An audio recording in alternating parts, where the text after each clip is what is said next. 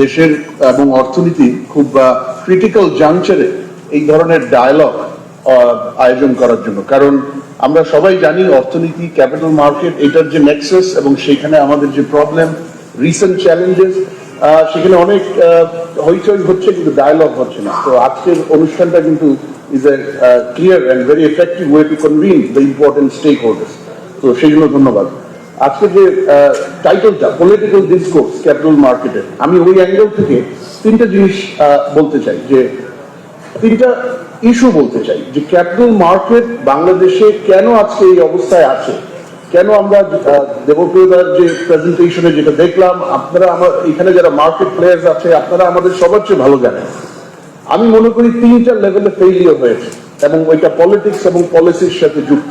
প্রথম ফেইলিয়র হয়েছে political economy of financial markets, আমি বলবো কি। দ্বিতীয় ফেইলিয়র ছিল পলিসি অ্যান্ড রেগুলেটরি লেভেলে। তৃতীয় ফেইলিয়রটা ন্যাশনাল ইকোনমিক প্ল্যানিং। তো প্রথমটা যেটা আমি বলছি, political economy of financial markets, bank ব্যবস্থার উপর যে এক্সেসিভ ডিপেন্ডেন্স, এটা কিন্তু মার্কেট বেসড ওয়েতে শুধুমাত্র হয়নি, এটার পলিটিক্যাল ইকোনমি আছে। এই বাংলাদেশে ডক্টর মুস্তাক খানও এই পলিটিক্যাল ইকোনমির অনেকগুলো বিষয় রেফার করলেন।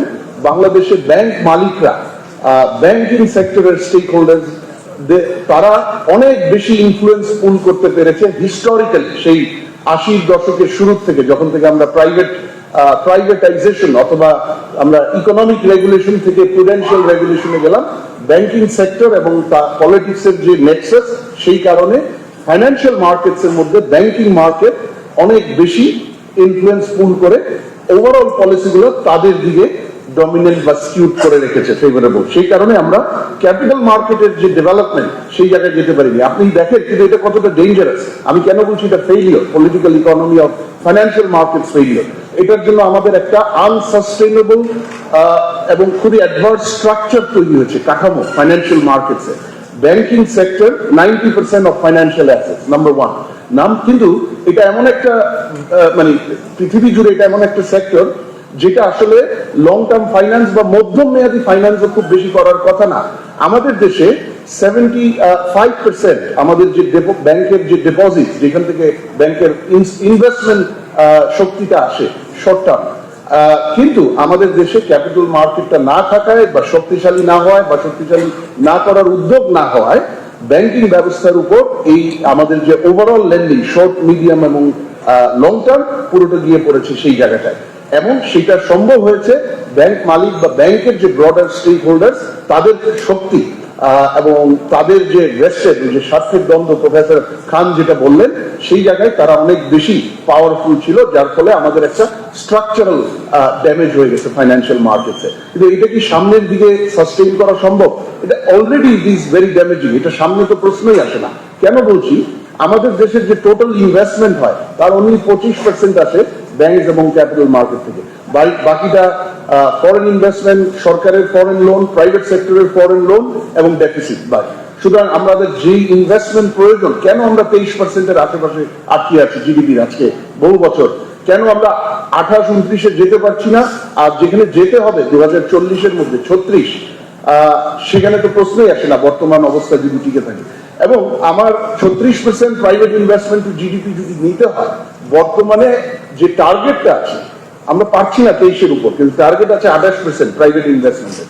28% যদি আমরা অ্যাচিভ করি, $142 বিলিয়ন অ্যানুয়ালি আমার প্রাইভেট ইনভেস্টমেন্ট সাপোর্ট প্রয়োজন হবে। কিন্তু 2040-এ গিয়ে এটা $750 বিলিয়ন লাগবে, কারণ আমার ইকোনমিক যে প্রজেকশন অবভিয়াসলি 3.3%, যেটা এই বছরের গ্রোথ রেট, সেই গ্রোথ রেটে গেলে সেটা যাবে না। কিন্তু আমরা আশা করছি যে আগামী বছর হয়তো আমরা এই বিভিন্ন ইকোনমিক ম্যানেজমেন্ট রিকভারি বা ইকোনমিক রিকভারির উপর ভিত্তি করে হয়তো 5.5 বা 6-এর কাছাকাছি যেতে পারবো এন্ড অফ নেক্সট ফিসক্যাল ইয়ার। তো সেই ধারা যদি থাকে, $750 বিলিয়ন আমাকে annually private investment two GDP, সেই জায়গায় যদি দেখি, এটা কোত্থেকে আসবে? ব্যাংক তো অলরেডি তার দায়িত্বের চেয়ে অনেক বেশি পালন করছে।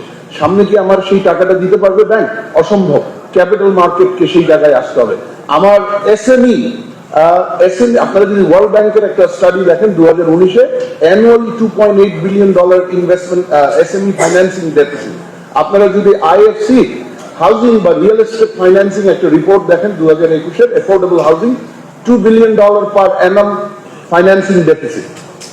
আমার ইনফ্রাস্ট্রাকচার ফাইন্যান্সিং, গ্লোবাল ইনফ্রাস্ট্রাকচার আউটলুকের তথ্য যদি আপনারা দেখেন, 2020 থেকে 40 পর্যন্ত $608 বিলিয়ন কোর ইনফ্রাস্ট্রাকচারে লাগবে।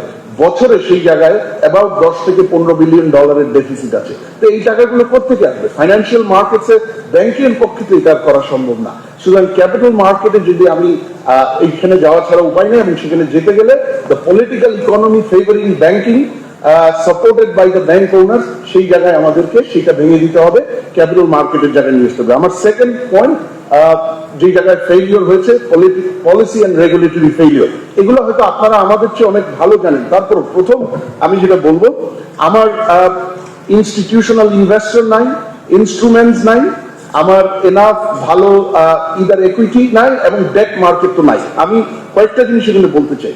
আপনি যদি ক্যাপিটাল মার্কেট ডিপেন্ড মানে গভীর করতে চান, ভাইব্রেন্ট করতে চান, খুব ইম্পর্টেন্ট হচ্ছে একটা well functioning government debt market, যেটা বাংলাদেশে মানে ওয়েল ফাংশনিং তো নাই, এটাকে হার্ডলি মার্কেট বলা যায়। রিসেন্ট আমার মনে হয় 1 না 2 বছর হলো যে government debt, government security trade করতে দিয়েছে এখানে।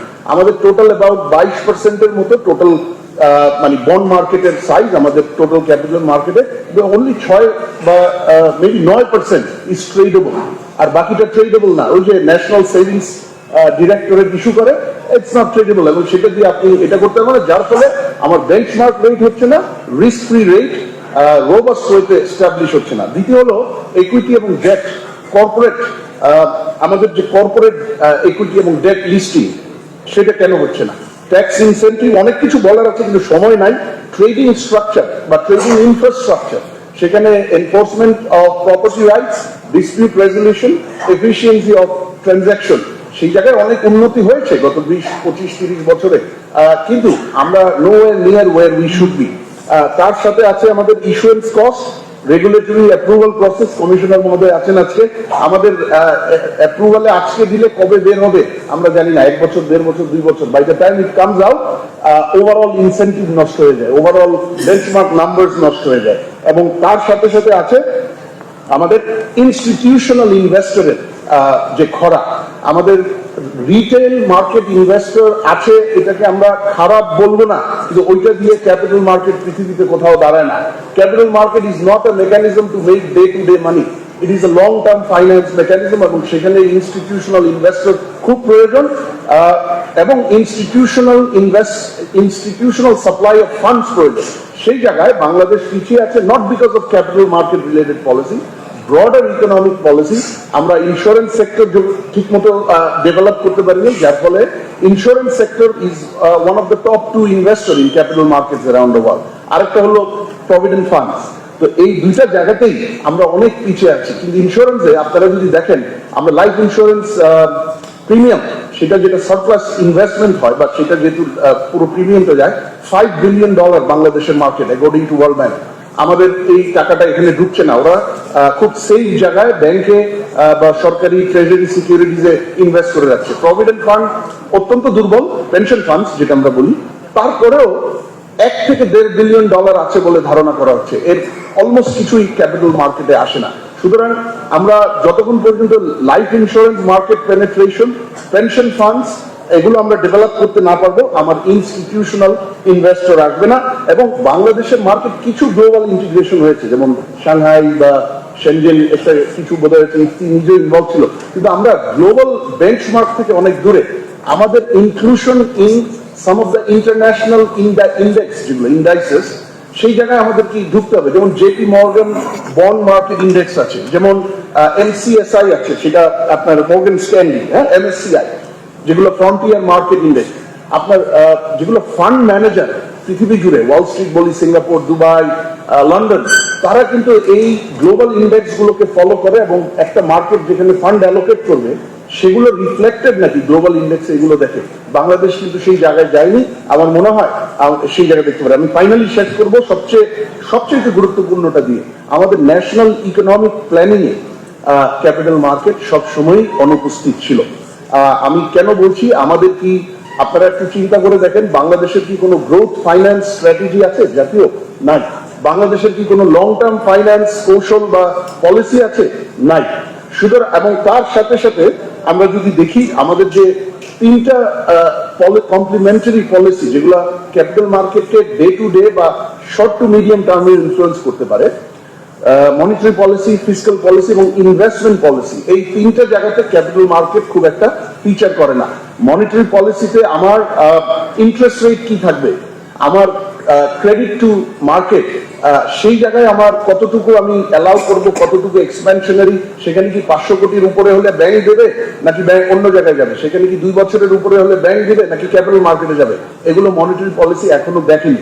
ফিসক্যালে যেটা হয়েছে tax incentive obviously is a big issue, but ওর চেয়ে বড় ইস্যু সরকার এখনো তার পাবলিক ইনভেস্টমেন্ট ম্যানেজমেন্ট, সরকারের অর্থ মন্ত্রণালয় যে স্ট্র্যাটেজির আন্ডারে চলে পাবলিক ইনভেস্টমেন্ট ম্যানেজমেন্ট স্ট্র্যাটেজি পিআইএম, সেখানে যে ডেট ম্যানেজমেন্ট আছে সেই ডেট ম্যানেজমেন্টে এই মুহূর্তে ক্যাপিটাল মার্কেট অলমোস্ট নাই বললেই চলে। ওই যে গভর্নমেন্ট সিকিউরিটিজ কিছু ইউজ হয় আর কিছু ব্যাংক ডিরেক্ট বরোইং করে, কিন্তু পৃথিবী জুড়ে যদি আপনি অর্থ মন্ত্রণালয়গুলো যান তাদের পাবলিক ফাইন্যান্সিয়াল ম্যানেজমেন্ট স্ট্র্যাটেজিতে ডেট ম্যানেজমেন্টে বা মোবিলাইজেশন অফ ফান্ডে capital market local and global দুইটাই কিন্তু অত্যন্ত বড় একটা বিষয়।